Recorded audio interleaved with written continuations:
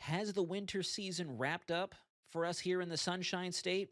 I know that's been a question on a lot of your minds out there, I myself included. I've been wondering ever since the invasion we had to deal with those sub-freezing temperatures coming across the state as we started this month, will they be coming back?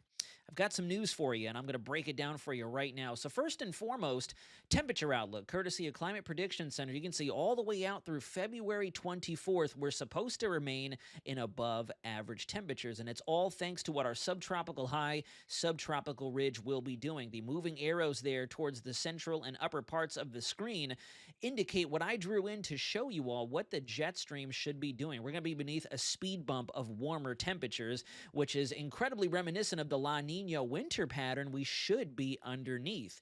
Now, this may come as a bit of a surprise because of what we had to endure end of January and through the first 5 to 7 days of this month.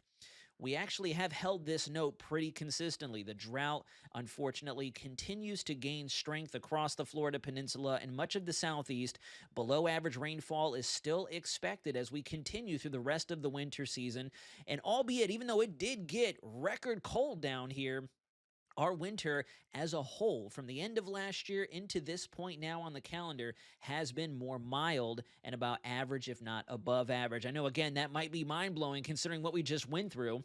Now, in terms of what the next 10 days look like, watch what happens here closely. So you can see all that warmth really building in over the heart of the nation. It's kind of right over top the Great Plains, but all in all, we still have ridging extending up the eastern seaboard through Florida all the way up to eastern Canada, Maine, the international border there. You can see the lines kind of moving up towards the north like a speed bump or a half circle, rounding the apex of our ridge, the tallest portion of it. As we continue from there, look at what those warm shades, the red colors, do. They really settle in over top of us. That's that negative Pacific North American oscillation. If you want more information on that, I have a couple stories on clickorlando.com authored by myself, kind of breaking down what that oscillation is, but it helps to give meteorologists a look at what our temperatures and the weather pattern could be doing. And right now, I think this is where we're going to hold probably out until the final hoorah of February.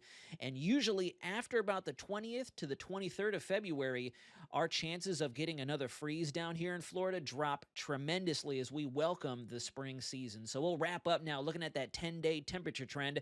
You can see by the following Thursday and Friday, we're going to try to get up into the upper 80s, and that's where our current model projections remain. They've been trending in that direction. The GFS, for example, wants to see 90 degrees here in the Orlando metro area before February wraps up. I'm not quite sold on 90-degree days just yet, nor do I want them, but overall, the key takeaway, folks, is spring is going to try to get into a fisticuffs fight with winter, and spring just might win out.